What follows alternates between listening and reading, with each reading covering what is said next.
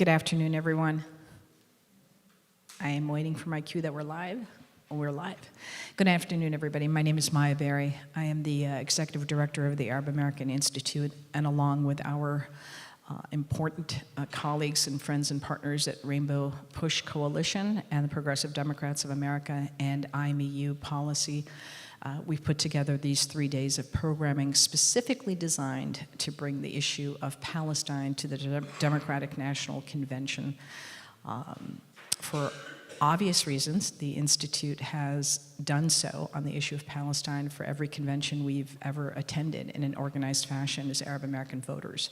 In a post-October 7th environment, the emphasis on obviously bringing that to the forefront is even more pressing.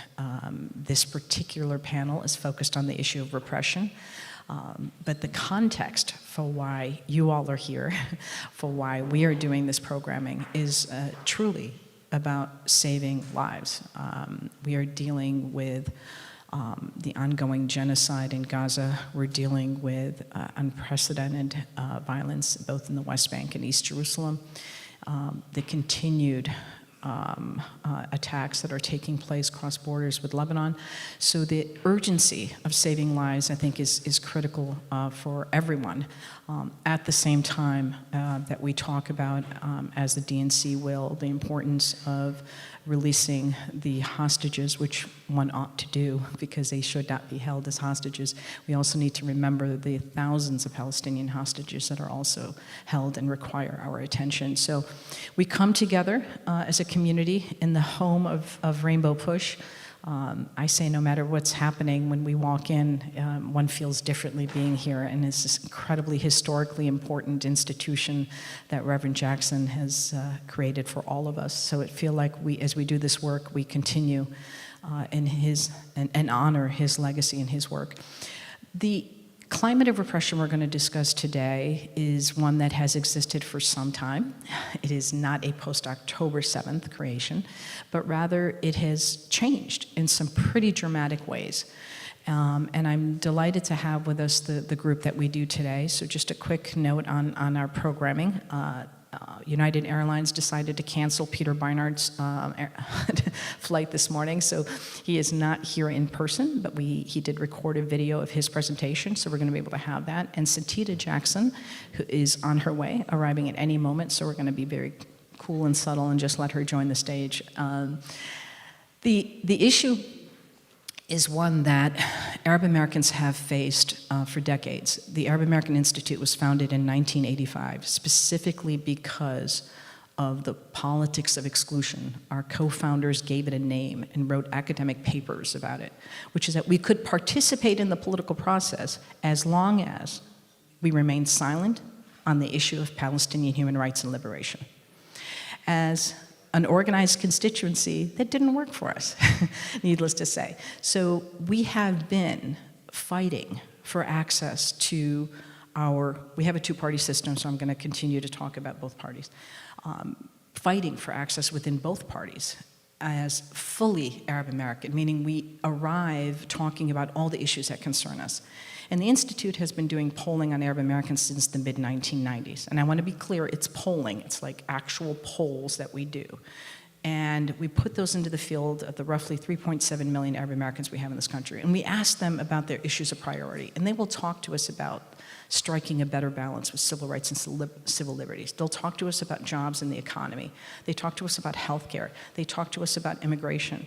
In the last poll that we did, they were talking about gun violence. Those are all priority issues for Arab Americans, as you could imagine. Along with those has always been the issue of Palestinian human rights. It is foundational to the work and the concerns of Arab Americans across the country. So when we talk about a politics of expression that was designed to exclude us from fully participating in the civic engagement of our country, it has very real manifestations. So before I sort of formally divide our presentation, I wanted to share with you all what this current repression looks like post-October 7th. First and foremost is that we have seen an increase in anti-Arab hate and bias. We've seen an increase in hate crimes. We've seen an increase in the targeting of community centers and individuals. We've seen it across the board, both in the Arab and Jewish community, both, but I think when these situations have happened, it's actually not new. We've termed it the backlash effect. Something will happen somewhere around the world, and yet we experience it here in the form of hate and violence. The way that our fellow Americans target us is because there is a climate in which we have been otherized. And in the case of Palestinians, we're going to keep coming back to this, dehumanized in a way that's fairly unprecedented. Because you can, as everyone should, reject all forms of hate and bias. But when you hear it coming from policymakers, when the word Palestinian by a candidate is used as a derogatory term during an official process, I think it cues for people that, oh, I have those feelings and perhaps they're legitimate. Clearly they are not, but we face this issue and have for a very long time, which is that people who rightly reject anti-Semitism, who rightly reject racism and homophobia, who rightly reject the kinds of hate that exist, the increase in white supremacist violence that we're seeing, somehow it doesn't translate all the way to also leaning into the rejection of anti-Arab racism and specifically the dehumanization of Palestinians. So I think as we talk about this exclusion that we face, as we talk about the repression that we're seeing, please keep it grounded in that. Employment discrimination has increased since October 7th. You have actual employers putting out notices that if you took a position on this issue that we find unfavorable, and as you know, corporations don't allow you necessarily to have a First Amendment protected right to free speech, there have been very real examples in which folks have been targeted. The weaponization of anti-Semitism itself to silence has been extraordinary. We have been combating the issue of the IRA definition of anti-Semitism, which is actually, to be clear, doesn't do much at all to actually combat the very real problem of anti-Semitism, but rather conflates criticism of the State of Israel or Zionism with anti-Semitism. This, again, at a time where last year there were white supremacist groups marching in Disneyland.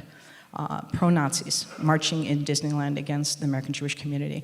There's a very real problem of anti-Semitism in this country, as there is anti-Black racism. We have the data that backs those continue to be the two highest forms of hatred that we see in this country.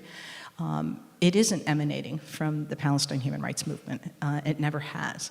And the attempt to silence the pro-Palestine activities in relation to these charges is incredibly harmful, one, to our community as Arab Americans, as Palestinians, and as folks who want to advocate on pro-Palestine, and also, frankly, harmful to the Jewish American community because it does nothing to combat the very real problem of anti-Semitism. It's also taken the form for decades in the version of state anti-BDS laws. BDS is a simple movement to boycott, divest, and sanction the State of Israel because of its actions. It's very clear why BDS exists. They tell you why they exist. And folks that are associated, it's a loose network of individuals that support the movement. There have been anti-BDS state laws passed in multiple states. One would argue unconstitutional because of their restrictions on, imagine our country having a position that it's wrong and illegal to boycott. But that is what happens when it comes to the issue of Palestine. We have schools and college campuses have regularly been at the forefront of advocacy on many, many issues. And we've seen that happen in a post-October 7th environment with our young people, both at K through 12 as well as at universities. And we've seen equally the attempts to defame those students, to target those students, and to deny them their First Amendment protected speech to organize and protest. We'll hear more about that from one of our panelists, but it's another way in which the repression has manifested in a post-October 7th environment. I mentioned civil rights and civil liberties and striking the right balance. The Arab American community has faced it and been targeted in some ways, has seen a disparate impact based on our counterterrorism laws. And one of the things that's been happening post-October 7th is incredibly alarming, is the use of existing counterterrorism infrastructure to target speech that is pro-Palestinian, to target NGOs that have advocated on the issue of Palestine. So you have the weaponization, for example, of the IRS. If you are a 501c3 or C4 organization and you're engaged in work, there are attempts to contact the IRS and say this organization's status should be called into question. There's an active case in Virginia right now happening, specifically targeting an organization who's worked on Palestine. There are ideas that are extraordinary, suggesting that students who support Palestinian human rights are supporting terrorism, and therefore the issue of material support charges should be brought against them. Material support is how our government has prosecuted individuals suggesting that they are supporting an organization listed on the foreign terrorism list, the FTO, an actual foreign terrorist organization, to suggest that our student activists are engaged in terrorism is extraordinary. To be clear, most of this is not real and will be tossed out, yet the impact that it has, the weaponization of these lawfare examples is extraordinary.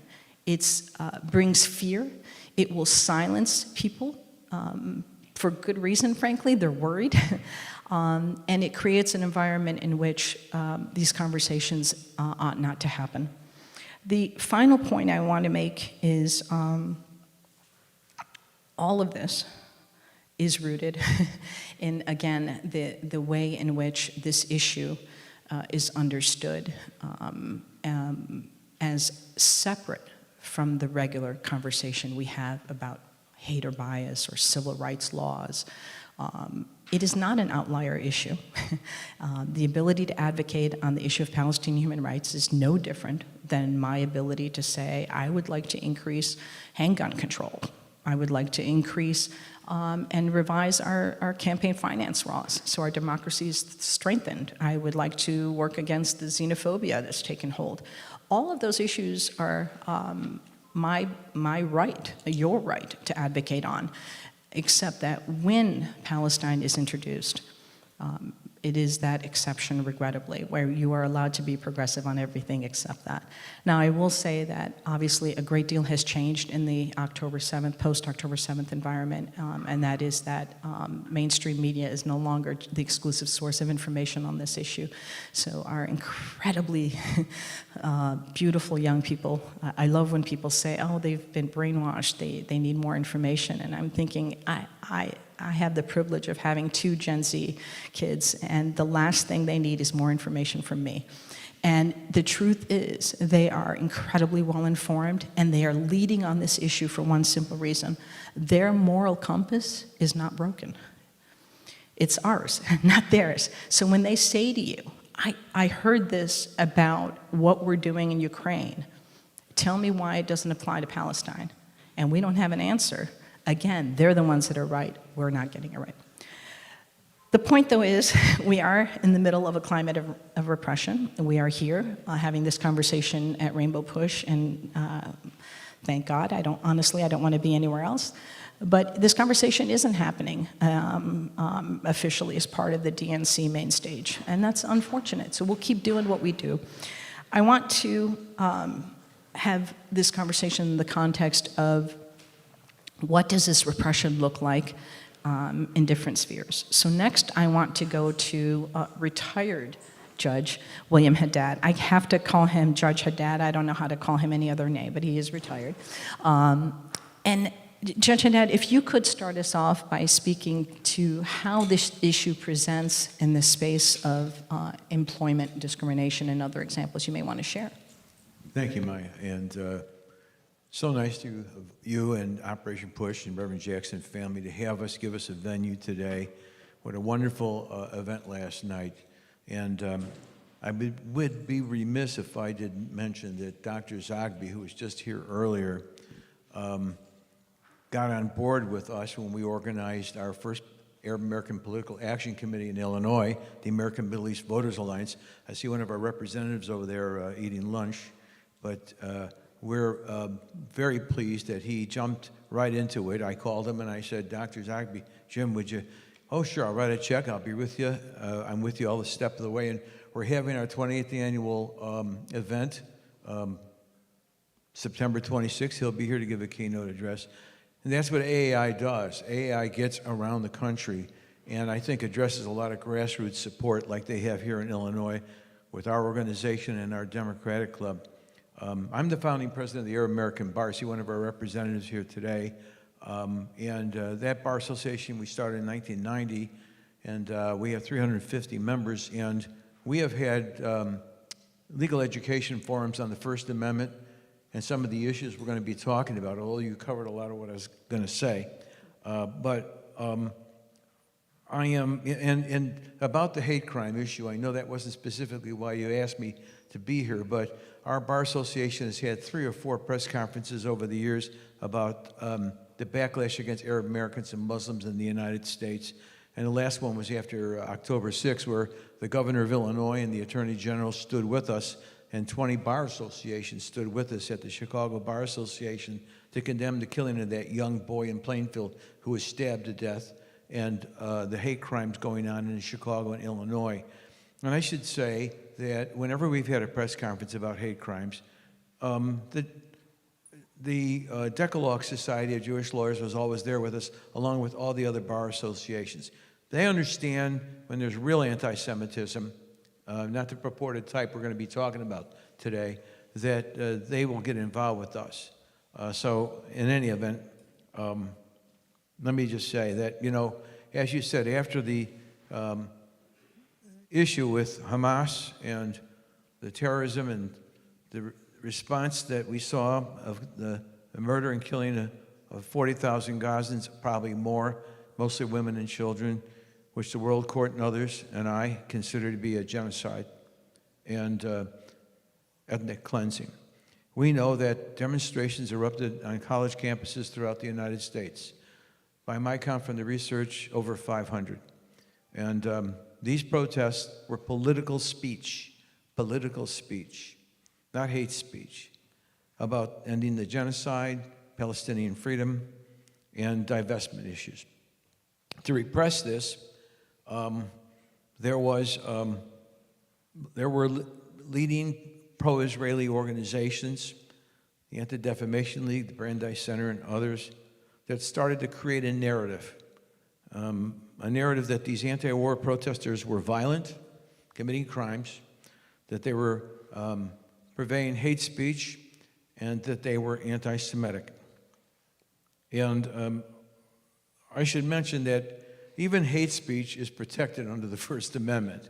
I was going to mention a case, Snyder versus Phelps, involving hate speech with those military funerals. You might remember the placards they were using, and there was a case, and the U.S. Supreme Court said, no, it's protected speech, even though it's hate speech, okay? But then we also have cases during the Vietnam War that are of interest to us today and are relevant. Healy versus James. State College was banning SDF, Students for a Democratic Society, a group that was a protest group on college campuses. And the banning of them on campus was addressed by the Supreme Court, which said, no, you can't do that. Quote, protection of constitutional freedoms is nowhere more vital than in the community of American schools. Justice Powell. In Tinker versus James, we see the banning of the wearing of black armbands during the Vietnam War in protest. And this was banned on campus, and it went to the U.S. Supreme Court, and I quote what they say, students and faculty do not shed their constitutional rights of freedom of speech at the schoolhouse gate.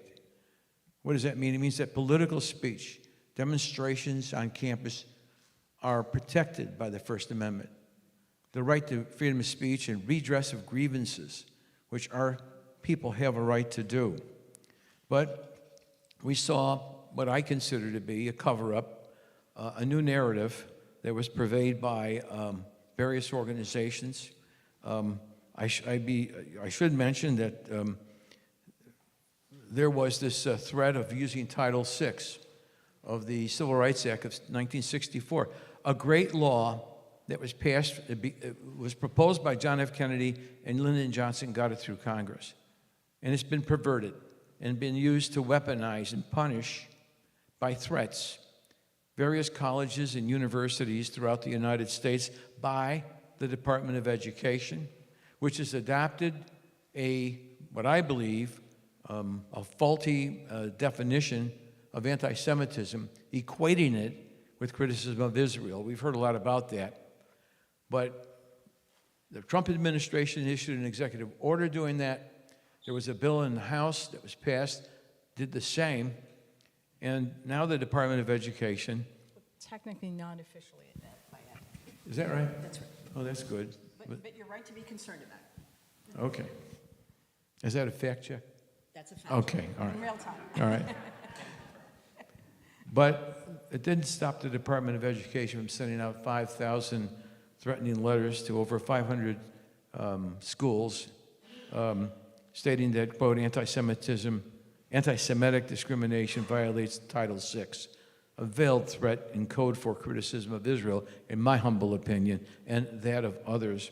And the department opened up 100 investigations after October 6th, many or some of which were filed by pro-Israeli groups such as the Brandeis Center and others. Journalists around the country questioned this, what the department was doing, calling it, quote, a new form of McCarthyism, end quote, stating that this is part of a concerted effort to coerce university administrators into repressing anti-war, pro-Palestinian, and progressive speech on campus and to scare faculty and students into silence. But this weaponization, this repression, did not stop with government funding in Title VI. We saw what we talked about earlier. You talked about dark money. We saw the use of public funds or private funds being used, donors to universities, zillionaires and mega donors refusing to contribute money or withholding donations to universities and colleges which tolerated these protests. The Anti-Defamation League, as you mentioned earlier, sent 200 letters to college administrators requesting investigations of campus protesters for possible violations of the 1996 Anti-Terrorist Act. That was passed after the Oklahoma bombings and deals with material support of a terrorist organization, money, funds of that sort. Now, why would they call political demonstrators exercising political speech to be giving material support to Hamas? It's just something that would chill and cool the ability of people to demonstrate, stoking fear. Campus doxing was going on, malicious spread of private information. There was a mobile billboard out at Harvard Square that had private information and photos of protesters who were demonstrating against the war in Gaza. Quote, we need to make sure these students pay a price and that their neighbors, friends, and employers know that they harbor these beliefs, was what a CEO said about it. Doxing, by the way, is against the law in the state of Illinois, I'm proud to say. In the workplace, we saw the ADL wage this nationwide campaign to pressure corporate CEOs to sign, quote, workplace pledges to actively prevent anti-Semitism vis-a-vis criticism of Israel. Dozens of high-profile companies signed this workplace pledge. Accenture, Adidas, American Eagle, Google, Amazon, NASCAR, NBA, New York Life. Employees were quoted in the newspapers as saying that this constitutes a loyalty oath. I get another sign of McCarthyism.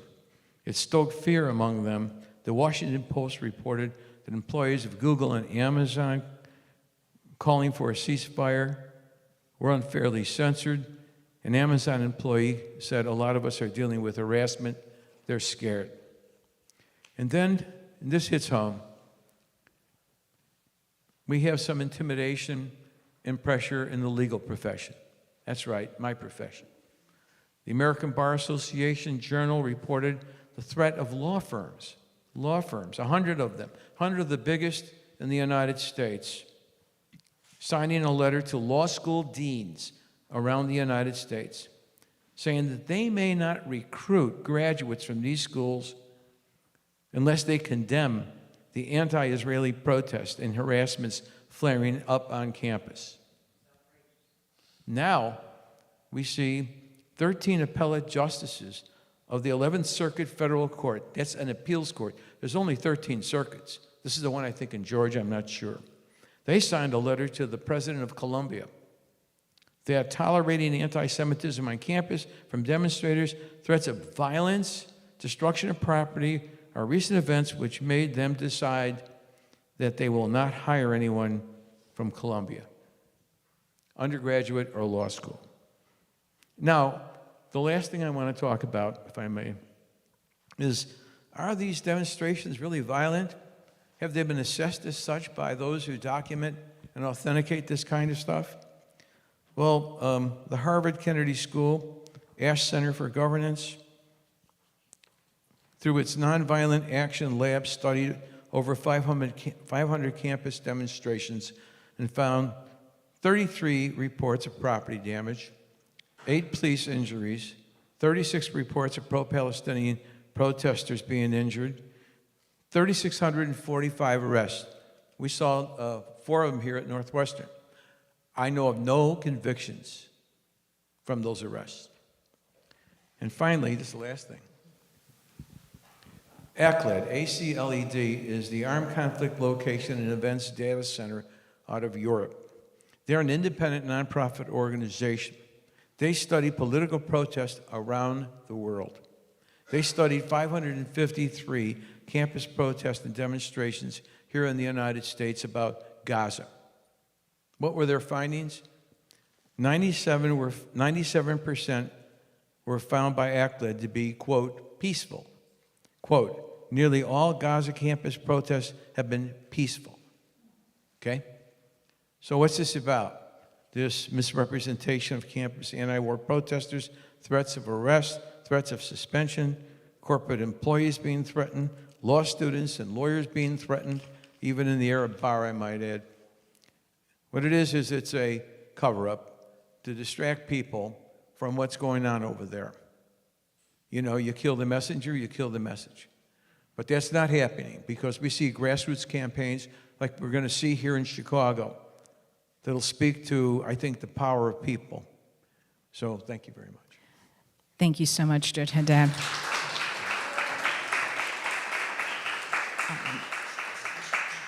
We're going to hear more on specifically the climate on schools from Tariq, but before we do that, I'm going to take this opportunity.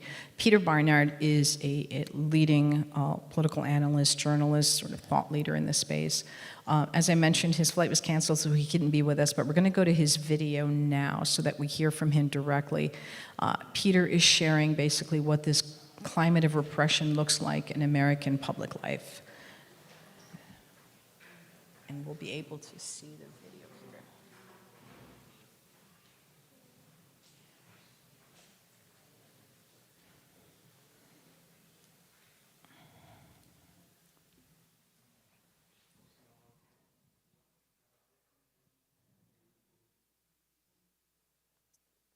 I'm really sorry not to be able to join all of you as I had expected to in Chicago today. I had a really bad experience with United Airlines, which is hopefully not a preview of how things will go at the United Center in Chicago. I know that the topic is about this climate of repression of pro-Palestinian activism in the United States.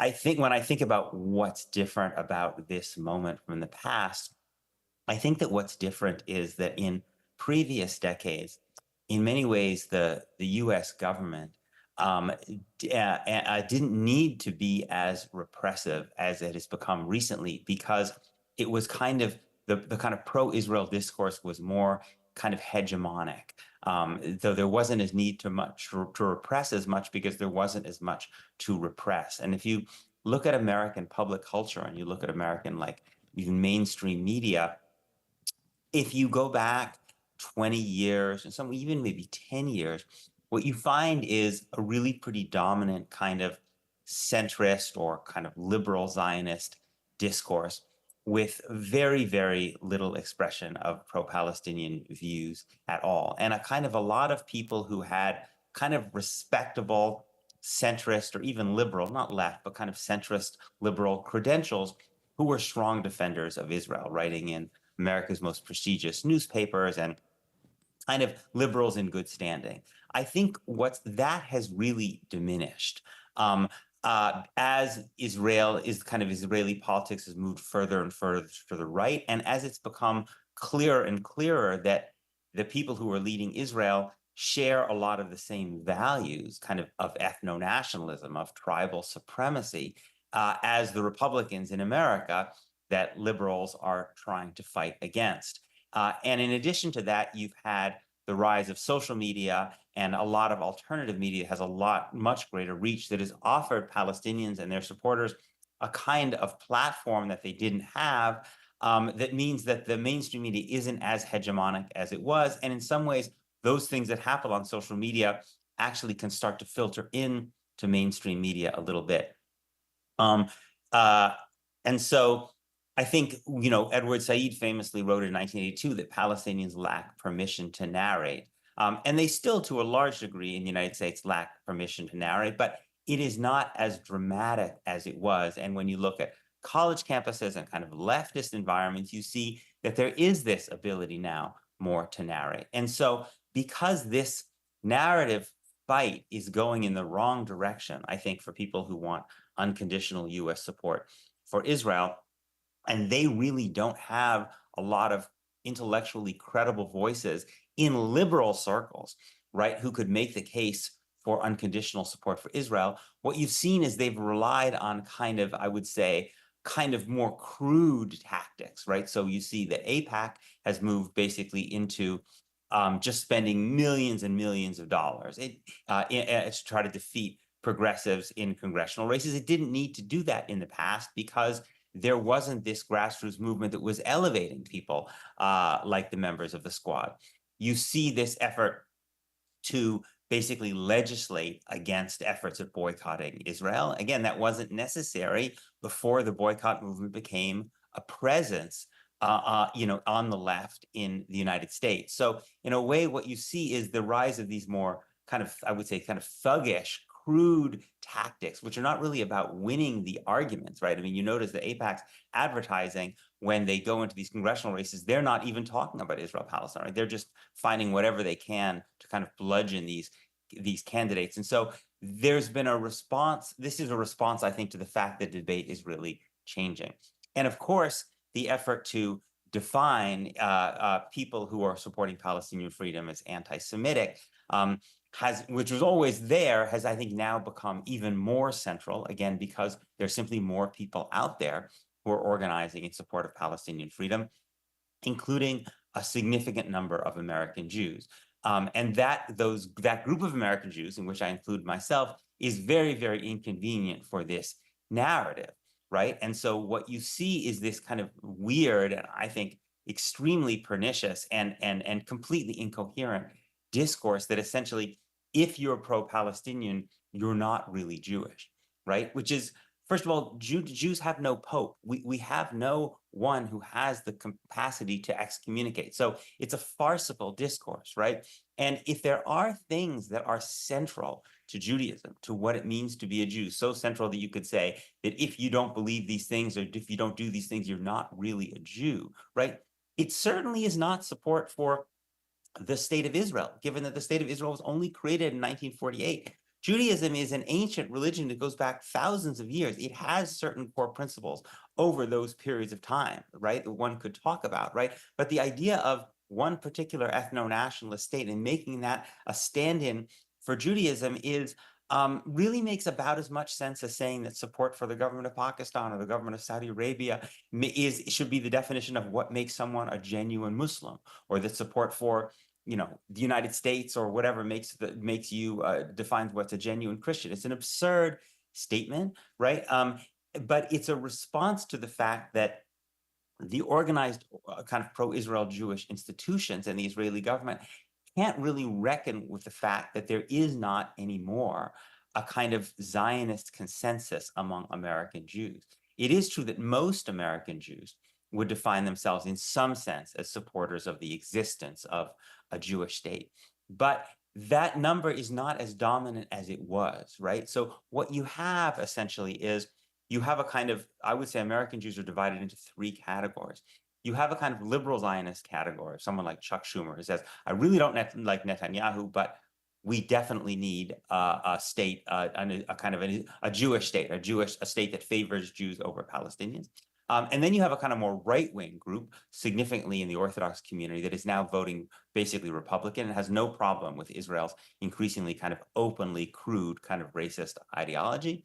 And then you have a group on the left that is more open to questioning Zionism in general, and you see that is stronger among young American Jews. And what's happening is that the center, the kind of the liberals or centrist Zionists, the kind of what you might call progressive accept Palestine, people like Chuck Schumer, right, who that section, while still is weakening, is getting smaller, right? And you're seeing growth on the edges, essentially. So as the Orthodox community increases in number in the United States, you have a larger share of American Jews who are not progressive except Palestine, because they're not progressive at all.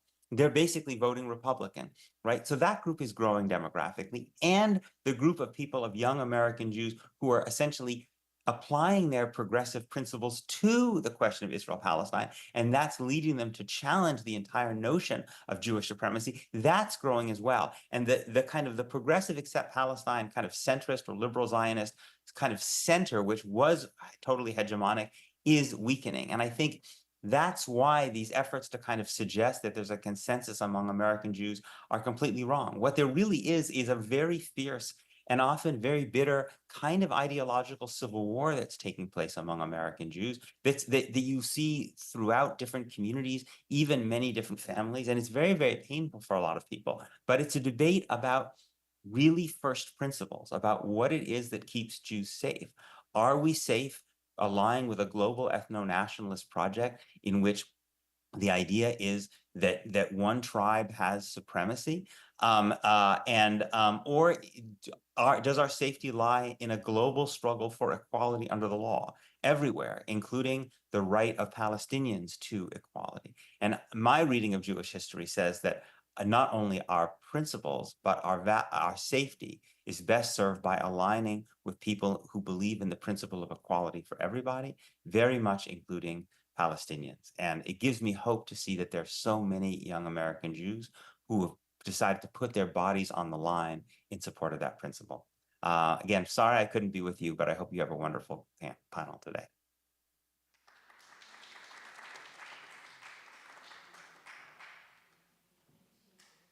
We continue to be grateful to Peter and his voice in this space.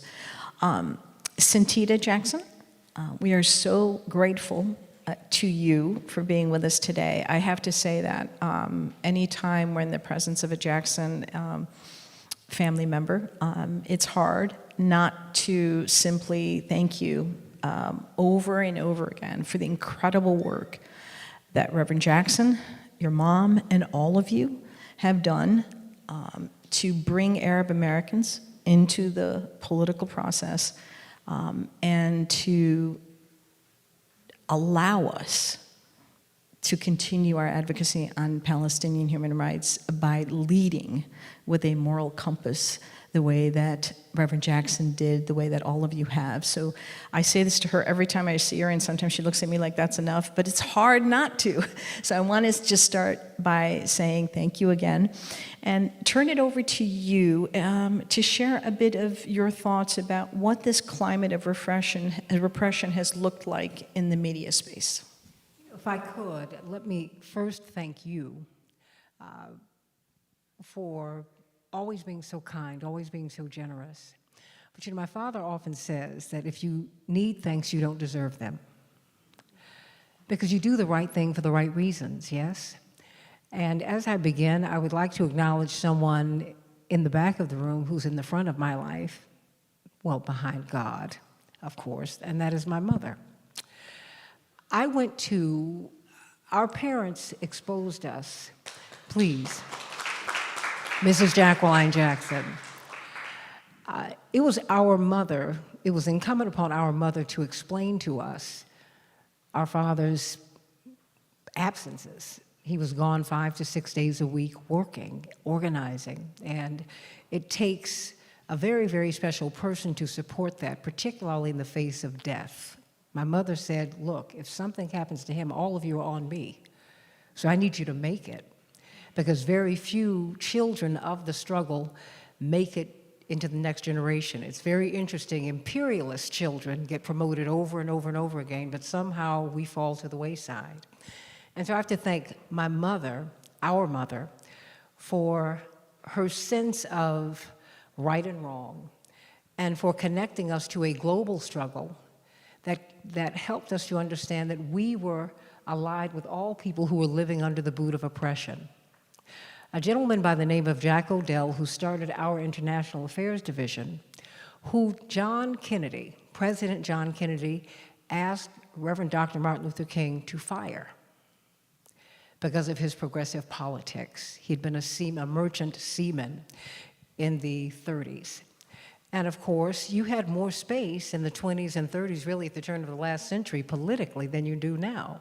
You could be a communist, a socialist, an agnostic, an atheist. I mean, you could try out all kinds of issues, all kinds of philosophies for size. And he did that because he traveled the world and he began to see more and more how connected the black struggle in America was to all struggles all over the world, including Palestine. And because of that, our government sought to purge the most progressive elements from the civil rights movement. But, of course, leave it to our parents to hire him to develop our International Affairs Division. And so, in 1978, he said, I've got something for you, because he was like a godfather. I want you to go to Cuba, to the World Youth Festival. I said, oh, wow. It was going to be in Cuba. Isn't there an embargo? How would we get there? Through Canada. Okay. And I was going to already be in Europe for several months. I was in Denmark with family friends who were research scientists. And when I got there, it was a wonderful experience. I got a chance to see President Castro, who sought me out. I think he didn't seek me out. He wanted to extend greetings to my father and send them home. And Robert Mugabe and Walter Sisulu's representatives, the ANC, all of these people. And then Yasser Arafat gave me his kafia. And I couldn't wait to call my mother and tell her. And when I got home, I said, you know, he invited me to Lebanon. She said, well, she and my father said, well, that would be a no. But I will go. As she often did. She would advance these international missions for my father. And when she went, she was so devastated by what she saw that she had to stay in Paris for about a week to decompress. And our father explained that because, of course, we wanted our mother to hurry up and get home. I'm like 14, 15. Mama, come home. But when you get back to your hotel and half of it has been bombed, or when the man who drove you to the destination has been killed, because you're wondering why you have a new driver. And that happened to her every day. Reverend B.W. Smith, Kwame Ture, all of these people were on this trip. And of course, Kwame Ture and others had been arguing for the dignity of the Palestinians along with security for Israelis. They always married them to each other.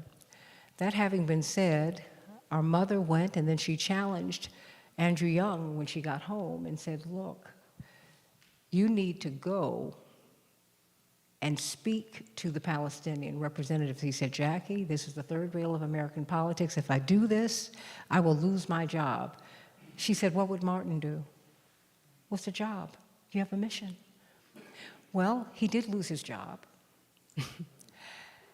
But I learned through that experience and those experiences, because our parents went to the Middle East several months later, and wow, we sustained criticism. I had one of my teachers who was Jewish, one of my favorite teachers, who confronted me. I never told my mother because I didn't know what she would do. And it was a very gentle confrontation, but it was a confrontation nonetheless. I hear you've been bragging about your parents' trip to the Middle East. I never spoke of my parents in school at all. Then my Harvard interview. Will you be independent of your father and his politics? You know I don't like your father and his politics, so let's see about you. All of that. But it made me cling to that which was true. And so as I've been moved into talk radio and into political punditry on the radio and on television, I am known for taking positions that might not be very popular, but I've been told that they're the right positions. When I look at, what is this, the Committee to Protect Journalists, more than 41,000 journalists have been killed in this conflict. 41,000. So me losing my Chicago station, what was that? You know, and that was the day of the ceasefire.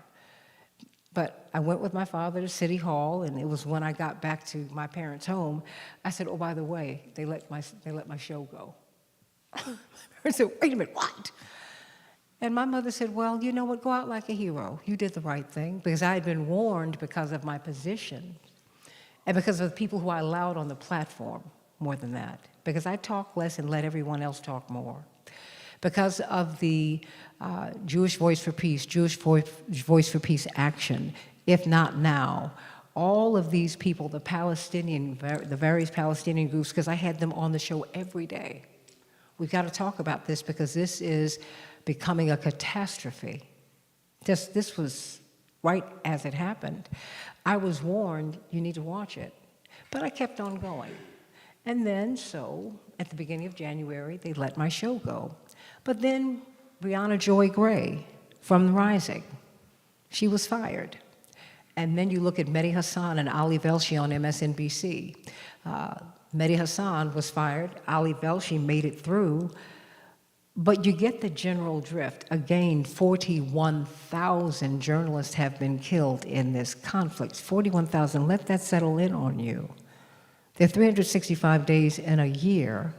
That's more than 100 journalists a day who've been killed covering this conflict. So what do we do about it? Because this is, you're put in the position of, who do you let on your platform? And they, the people who own these outlets, don't want not even a pro-Palestinian, just a sympathetic voice. They don't want them on the platform. And you get very gentle, initially, warnings about that. We have all received them because we've all of the journalists who've been doxxed, who've been fired, we've all had conversations with each other, and it's all the same thing. And we all end up going into independent journalism because that's the only way that we can spread the truth. Because the FCC has said that the airwaves are free. Technically, they're free, they belong to you and me, but we all know that that's not true, yes? Try to get a license to get a ham radio, and you have to go through hoops. But you still have to fight for it because the press is the only profession that is explicitly protected by our Constitution. Our founding fathers knew that if you did not protect free speech and free press, then this republic that had elements of the democracy would fail. And we're at an inflection point because we can't speak truth to power about anything. You can't ask any questions, not just about Gaza, but about anything. If you do not follow the line of the status quo, you won't be a pundit on television. You won't be an anchor. You won't have a radio show. Haven't you noticed that? If you listen to the radio, if you look at television, everybody's saying the same thing. And we have to push back against that. Because if we don't push back against that, America will fail as a project. This great American project will exist no more. And so, I guess what I'm here to say today is that we have to keep on fighting. And we have to acknowledge, recognize the time that we're in, the times in which we find ourselves. Because it's the Gaza conflict today, it's a woman's bodily autonomy, tomorrow.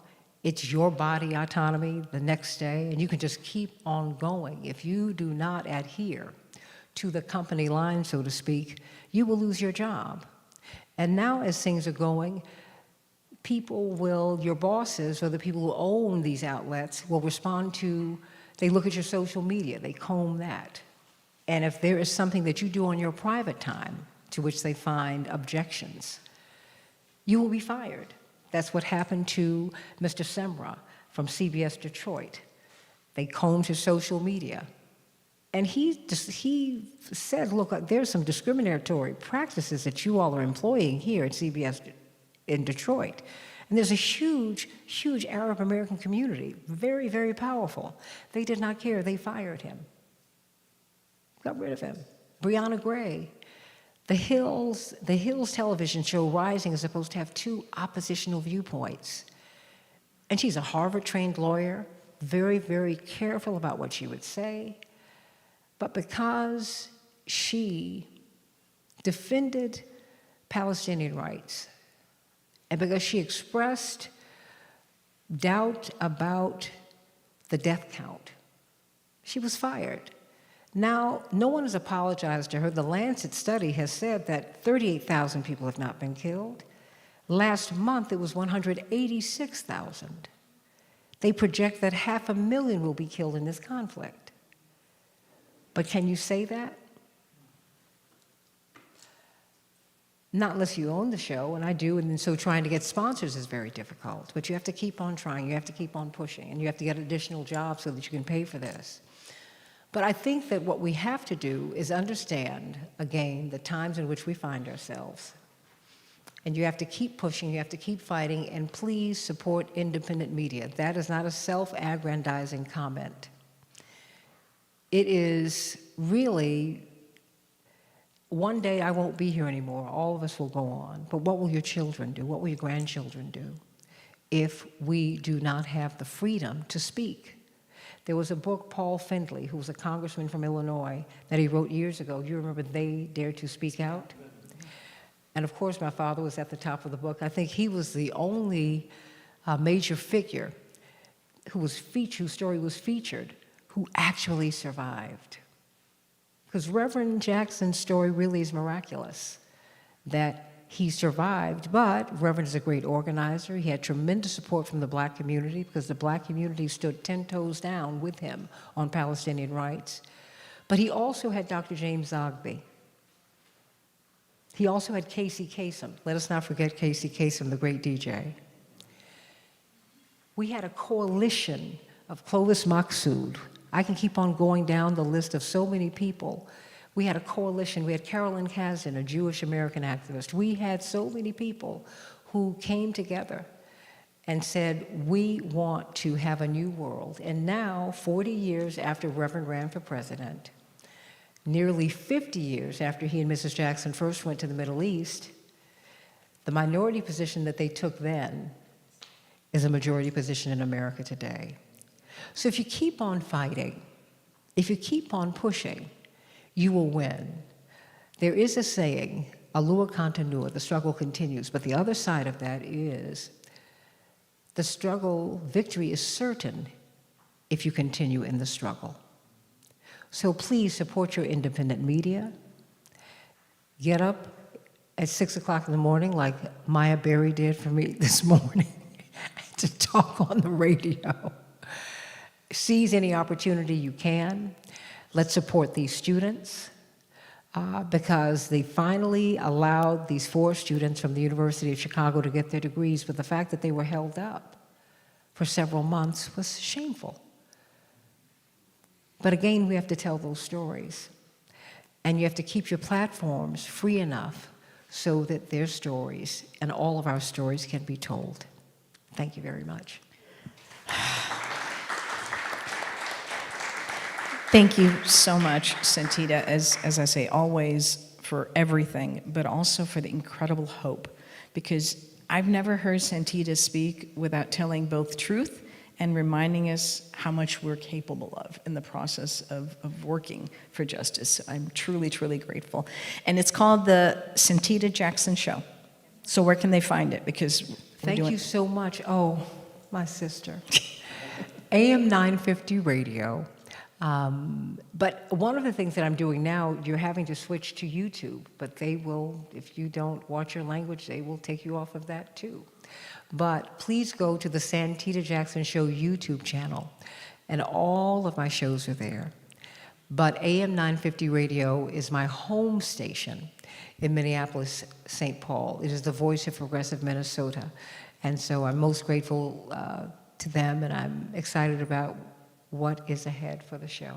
Thank you, Santita. Again, Thank you. she told the story. It is because of the voice and advocacy that you've had on this issue that she lost a major spot in a major market, and yet you continue, and I am so grateful. We all are as a community for that voice of justice.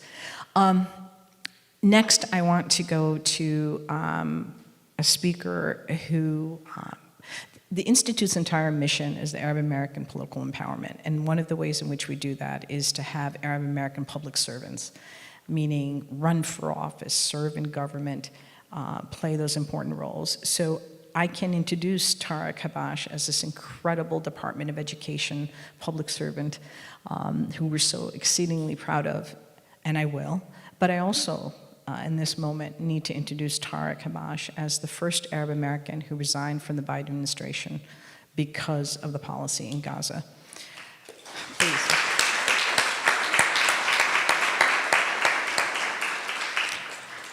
Tariq, we've each touched on the issue of education because it is so part of the way in which this transformative moment has happened, but it is your area of expertise, and I ask you to please share your wisdom on what repression has looked like on K through 12 and college campuses. Absolutely, and thank you, Maya, and thank you to my fellow panelists. I think repression on college campuses and our schools has really popped up in so many different ways, but before we get into the details, I think there's a really important question. Why is repression happening in our schools? Why do we see so many different ways where students, for just trying to express their opinions and their voices, are being silenced, are being censored, or being attacked? And I think if you look at history, it's because time and time again, students are right. And they've always been right. They were right about civil rights movement. They were right about Vietnam. They were right about fossil fuels. They were right about the anti-apartheid movement.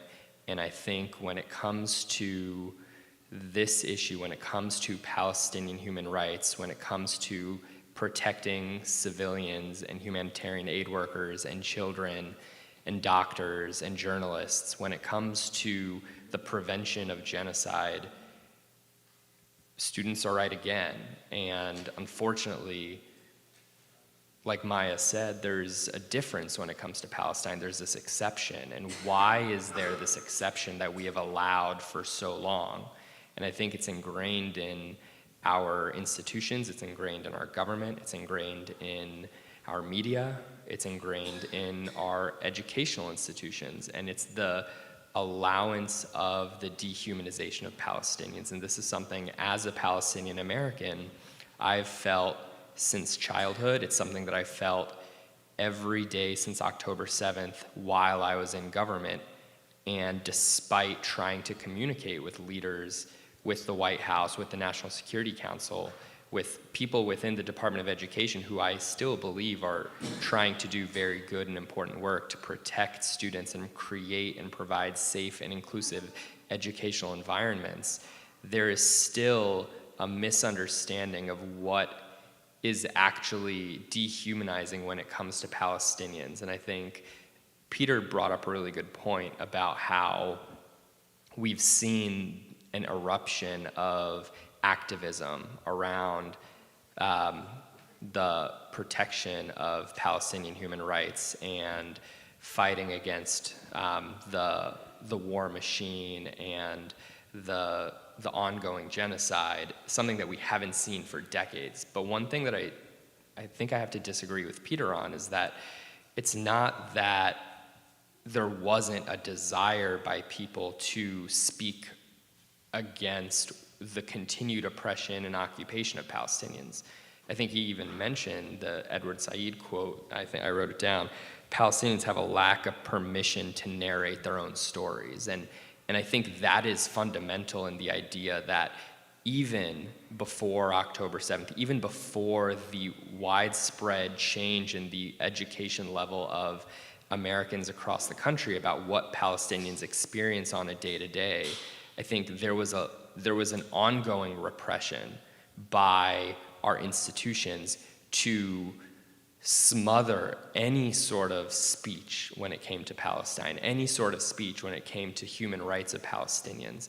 And I think that is something that we are starting to see the cracks kind of open up so that students feel empowered to speak about it. There have been student organizations for decades advocating on Palestinian human rights. This goes back long before Students for Justice in Palestine. I think one of the very first student organizations was the Arab National League. There was the Organization of Arab Students. There's the General Union of Palestinian Students. SJP has been around for decades, and there are now over 200 chapters nationwide, but that didn't just happen in the last few months. That has been happening for years and years and years. I think the first SJP chapter was in Berkeley, and it was created in the mid-1990s. This has been an ongoing movement that people have been part of for a very long time, and I know AAI has been leading the way on the federal level, talking about civil rights, talking about the importance of raising this issue in politics. And I think when we come back to all of the different issues where we've seen student activism, those are all issues that the Democratic Party holds very high in esteem. They believe in the civil rights movement and they support it. They believe in addressing fossil fuels. They believe in fighting injustice in the world, including apartheid in South Africa. These are things, Democrats are the ones that like to praise that they disagreed with the Iraq War. These are all the student movements that the Democratic Party has, finished championing. But we have to be the ones to lead the way, and the ones that are actually doing the hard work of leading the way are students. So when we see students saying and doing the things that they're doing to fight back against oppression, to fight back against this genocide, it's because they are right, and it's because they have moral integrity that is greater than the rest of us, and we have to take their lead. And so what happens when students are doing that? Well, we're seeing, I think, the Honorable Judge talked about it quite a bit, actually. Like, we've seen doxing, we've seen students' names on websites like Canary Mission trying to put out their personal information. We've seen billboards be driven around by trucks on college campuses with people's faces and their phone numbers, claiming that they are terrorist sympathizers when that's completely the opposite. You also mentioned the ACLED statistics where over 97% of the on-campus protests are nonviolent, they are peaceful. I hate the idea that we have to talk about student activisms in a are they peaceful or are they not. The idea is that if you attended any one of the hundreds of student protests, I think there was over 140 student encampments, but there were hundreds of protests across the country long before the encampments even started, which was, for a lot of students, their way of creating the red line that Joe Biden had said, we need a red line to prevent an invasion and an incursion into Rafah. And what happened? It was completely decimated, and that red line never really existed for the president. And that was an unfortunate reality that has cost tens of thousands more innocent Palestinian lives. And students put their lives on the line, and they had to sacrifice their own freedom to be able to communicate with us, with the rest of the world, that they stand with Palestinians in solidarity. And it wasn't just that they got doxxed. They had police thrown at them. Police used tear gas. They used billy clubs. In one instance at Columbia, a police firearm was discharged inside of a building where students were peacefully protesting. The reality was that students were not ever the aggressors in these situations. They were standing for peace, they were standing against genocide, and they were being labeled as terrorist sympathizing, they were being labeled as violent. And even when the president walked up to the press room to deliver a briefing back, I think, in April. The way that he framed these protests was out of line with reality. It was out of line with what the students were actually trying to communicate with their administrators. And as an education professional, as someone who worked at the Department of Education, as someone who tried to raise alarms about the dangers of the government allowing and enabling the continued weaponization of language and the continued repression of student voices and student activism, I made it very clear what could possibly happen, and I think what we saw was even worse than I imagined. We saw real violence against students and against faculty because they wanted to stand for human rights. We saw congressional representatives hold circus hearings, bringing college presidents to their hearing rooms to demand that they condemn students, to condemn their own faculty, and encourage them to take action to fire those faculty members. And when they got what they wanted, those presidents could not even maintain their own jobs. The reality was that they never stood in solidarity with their own students, with their own faculty. They created hostile educational environments for their entire universities, and they didn't keep their jobs.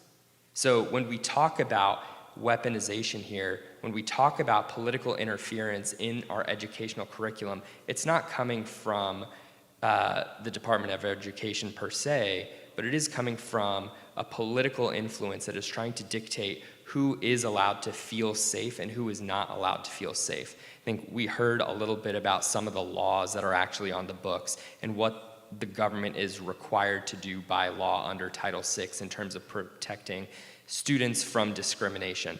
The law itself is pretty crystal clear. It doesn't talk about religion, but there have been a lot of efforts to ensure that there isn't discrimination based on religion, based on shared ancestry, whether it's actual or perceived shared ancestry, to ensure that students have an opportunity to be able to both express themselves politically through speech, through protest, through activism, but also to ensure that it does not become violent, to ensure that it does not become dangerous, to ensure that it is not creating a hostile environment for them or their peers. When we talk about how institutions actually operate, it's not just the college president or the board of trustees that make decisions.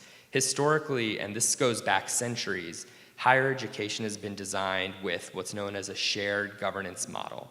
So shared governance means that faculty have a very significant role to play, and every university has what's known as a faculty senate, where they vote on things related to curriculum and course design and how libraries are going to function, how they actually interact with the president. The president obviously runs the administration of the university. The board of trustees is the one that is fiscally responsible and signs off on everything, but they have to work in coordination. What we've seen recently, but this is something that has gone back for a number of years now, has been an effort to push faculty out of the driver's seat of what is happening on college campuses. And when it comes to curriculum, when it comes to how students are learning, it should be the experts who are the ones determining how students learn. But as donors have become more involved in university decisions, as elections have driven how colleges appoint board members and how presidents are hired, it has created a political game that has actually driven faculty independence and affected how faculty are even hired. We've seen the role that tenure actually plays affect students as well, because now they're being taught by adjunct faculty who don't have full-time positions. And when we talk about repression on college campuses, it's not just the students that are being affected, although they are affected by far the most. It's also creating a chilling effect for the professors who don't even have job security to be able to stay on campus the next semester or the next year or the year after that. And so when we talk about the actual impact that calling the police on campuses and seeing real violence affect students or faculty regardless of their identity, that's what we have seen over the last 3, 4, 5, 6 months. And unfortunately, it is going to very likely get worse again as students are coming back to campus. This issue has not gone away. We just saw updated numbers, official numbers from the Gaza Health Ministry saying that the death toll has reached over 40,000 Palestinians. We know based on research that the death toll is likely much, much higher than that. And students are likely going to feel very, very compelled to continue to use their voices and to continue to engage in student protests, in student activism that has historically been effective in moving our country in the right direction. I think we're continuing to see those protests politically here in the streets in Chicago, but I think it's so important that we understand that what is happening to students can actually affect how our educational institutions function, not just because students will feel less compelled to actually interact with our political system through these types of activisms, but also because it is creating this nexus where the repression is affecting students and faculty in a way that they're trying to silence the entire infrastructure and the entire establishment of higher education in a way that is extremely dangerous to the future of our entire society. Thank you, Tariq. Yeah. Please join me in another round of applause for this incredible group of advocates. I do want to take the opportunity to hear from some audience members if you have questions. I think we have time for at least a couple. We've got a microphone right here if anyone would like to come up to ask a question. Please feel free to do so. I will take the moderator's privilege of, Tariq, I want to come back to you on the issue of Title VI. Help us understand, just to be clear, as advocates, we have demanded additional congressional resources for Title VI at the Department of Education because of the overwhelming cases of actual real discrimination that's happened on college campuses and not the misuse of Title VI that's been applied in this space of Palestine. But tell us more about what it is and how it's designed to protect students on campuses. Yeah, absolutely. So Title VI is a civil rights law that essentially ensures the protection of access to education regardless of race, nationality, ethnicity. And so the idea is that as an Arab student, you have equal access to the educational experience that any other student, whether they're white or Latino or Black or Jewish, all students have equal access to apply for an opportunity to be able to enter, to be able to have the same types of courses, to have the same type of quality of education and educational experience. And what is really important when it comes to Title VI is ensuring that the government does have the necessary resources, and historically the Department of Education has been extremely underfunded when it comes to the Office for Civil Rights to actually ensure and investigate circumstances where discrimination could be happening. And yes, there has been this weaponization of Title VI by trying to flood the application with false complaints, but there's also been this effort by prior administrations, by bad faith elected officials who want to weaponize anti-Semitism in particular to say, hey, let's actually rethink how we define discrimination in some of these other cases. And I know you mentioned the IRA definition. This is something where the Trump administration, Donald Trump, issued an executive order in December of 2019. It was Executive Order 13899, which essentially said that all federal agencies that enforce Title VI should consider the IRA definition when it comes to anti-Semitism, and essentially, the International Holocaust Remembrance, and so the definition, the part of the definition that is concerning is that it includes a list of things that may be considered anti-Semitism, and some of the items on that list explicitly name criticism of the Israeli government and actions that the Israeli government takes. And I think that is really dangerous because it does conflate the political speech that we talked about, where students may feel that what is happening now, which is effectively a genocide of Palestinians, the continued ethnic cleansing and occupation,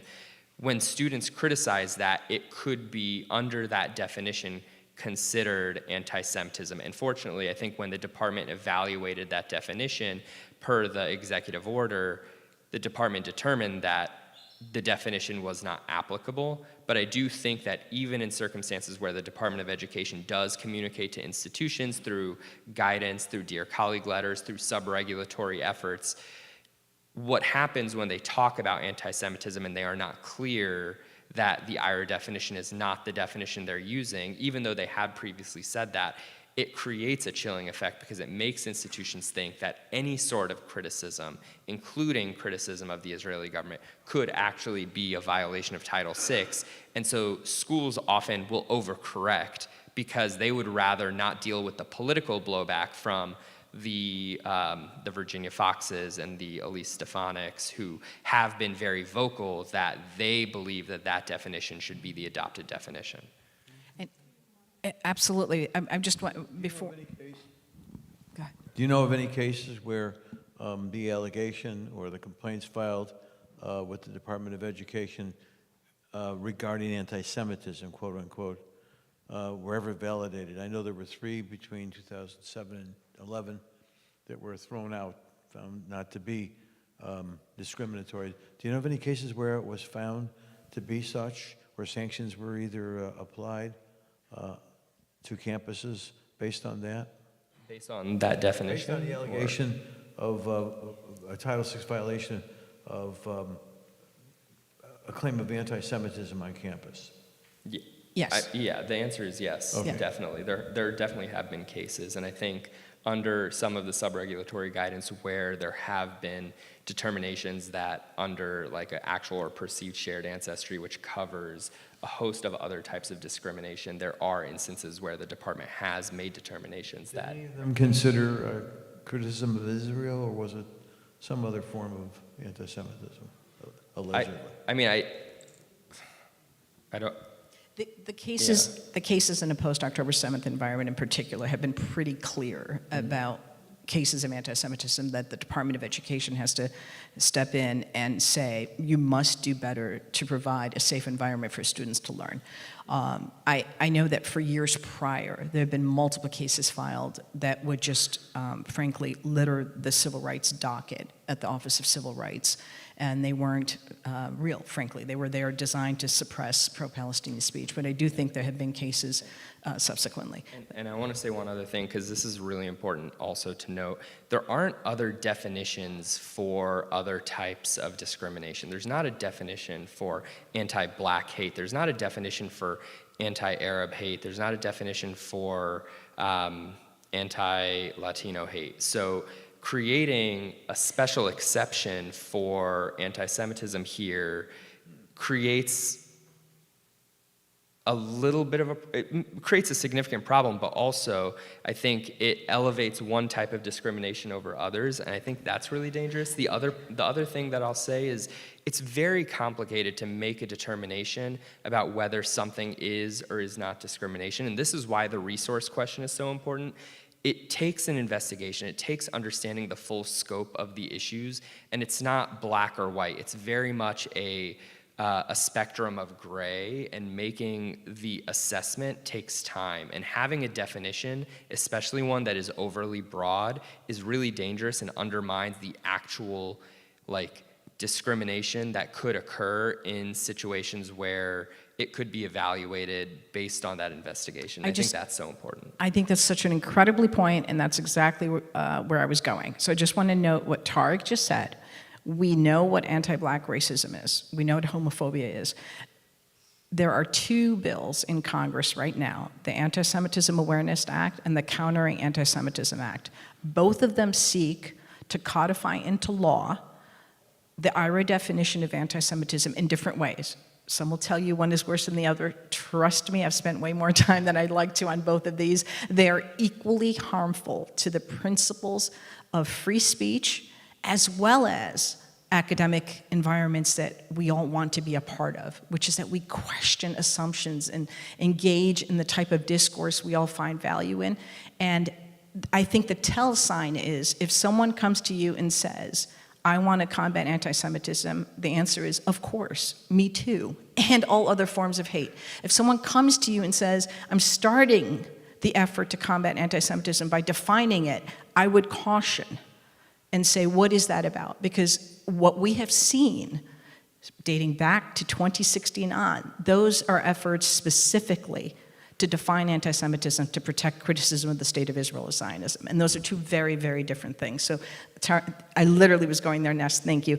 Santita, I want to go to you, and we just have a few minutes left. I want to hear from you, but I also, if you could, this is important. Mahdi left MSNBC, he said, on his own because he wanted to do a different type of journalism.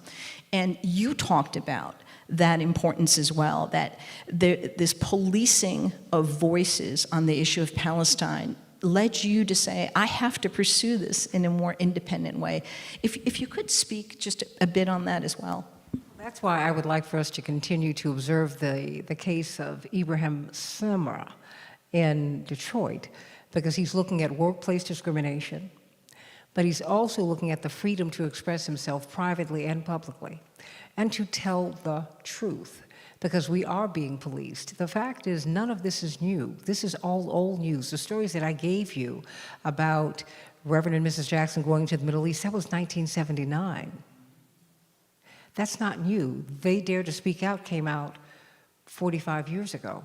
This is not new. What is new is the pushback. What is new is not that the Arab community feels free.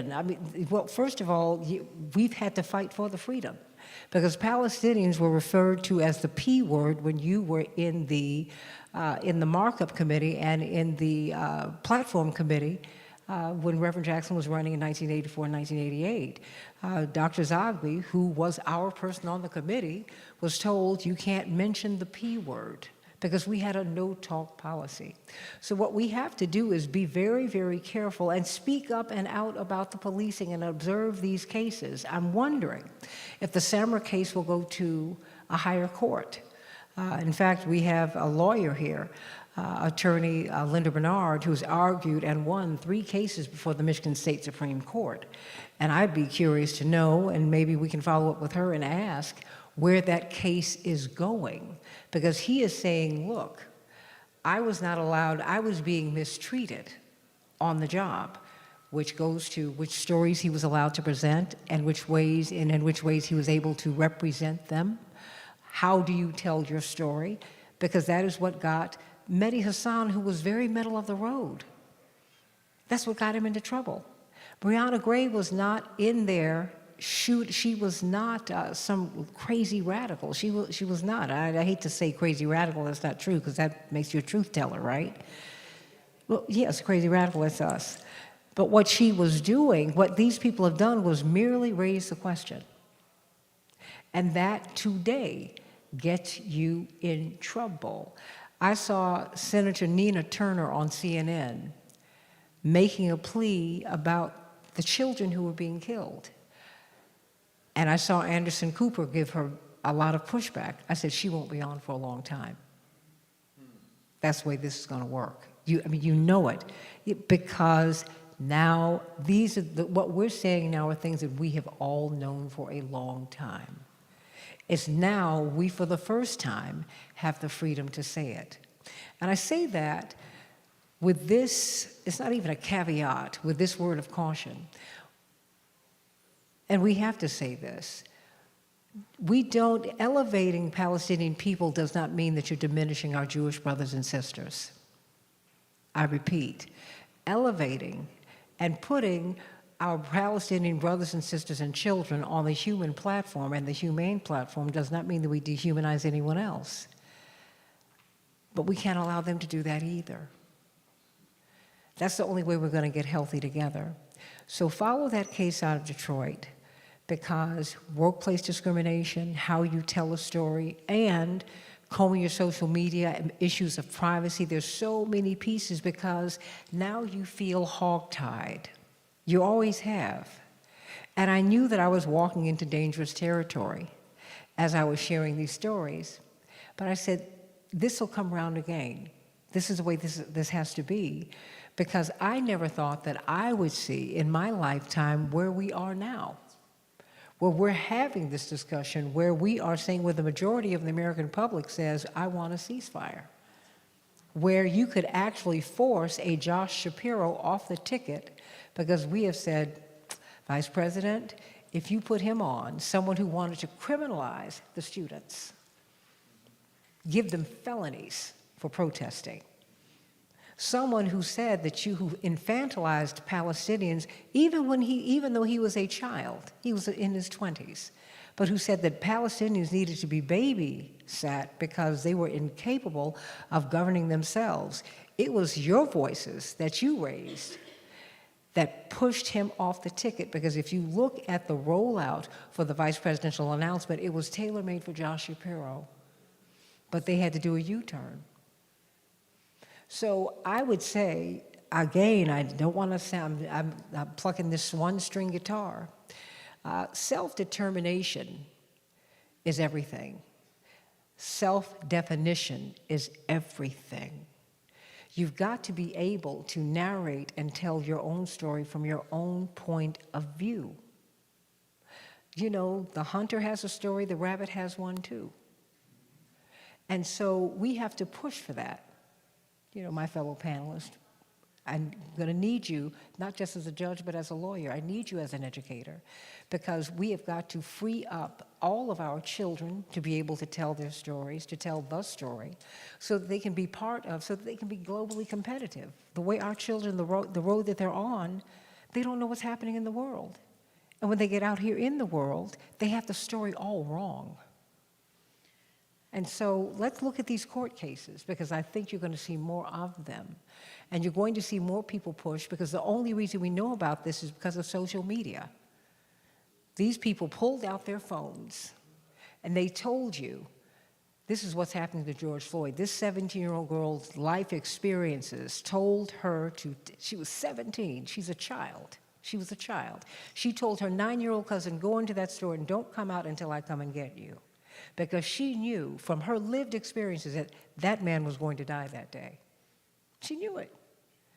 And these people, the Rachel Corries, let us never forget her. That's right. It was that we've had a lot of Rachel Corries. We've had Medea Benjamin begging, why can't you let these ships with the food come in? I mean, so much has been happening, and now people are giving the story on TikTok. And so when certain forces try to buy TikTok, we stopped that, at least initially, because we said, no, we need a free platform. So you're going to have to be vigilant yourselves and continue to keep these platforms open and free. We need more media outlets, because we have to be able to tell our stories from this point of view. Thank you so much, Santita. Truly grateful. Thank you so much, Tariq. Judge Haddad, I apologize. I'm going to ask you a very big question and give you about 60 seconds to answer it. But in terms of the repression we're facing, just quickly share with us the best way to use law to respond to it, to close us out. It's protected speech under the First Amendment. and repression of it will cause one of two scenarios. One is it will ignite more of it, more demonstrations, more political speech, as we saw in Vietnam and other situations with the civil rights movement. It'll just mushroom. Or, unfortunately, it may end up with some result like what happened with the Students for Democratic Society, with the splinter group called the Weather Underground, that became a terrorist group. Then you do not abide by the First Amendment's right to redress grievances. It was a remarkable idea our founders had. Then people resort to other methods. I am very optimistic and idealistic. I think it'll continue on, it'll grow. Because of social media and all the other things that are going on right now, I hope and pray. Thank you so much, Judge Haddad, for your work. Tariq, Santita, thank you all for being with us today. This was day one. We've wrapped up. Tomorrow is day two, and the title is All Eyes on Palestine. We lead with an incredible panel in the morning, hearing directly from Arab Americans of Palestinian descent from a variety of perspectives. You'll want to be there for that. And then the second panel is specifically about the world's obligations both to Palestine and to Palestinians. There is urgency in responding to this moment because it's a moral right thing to do. But we want to remind folks that there's also U.S. law. There's also international law. There's also the United Nations obligations to Palestine since 1948. So putting it all together in one day tomorrow, All Eyes on Palestine. Day three is dealing with the politics and the platform and what's happening here at the DNC. 1 to 4 p.m. every single day Central Time. Thank you all so much for being here.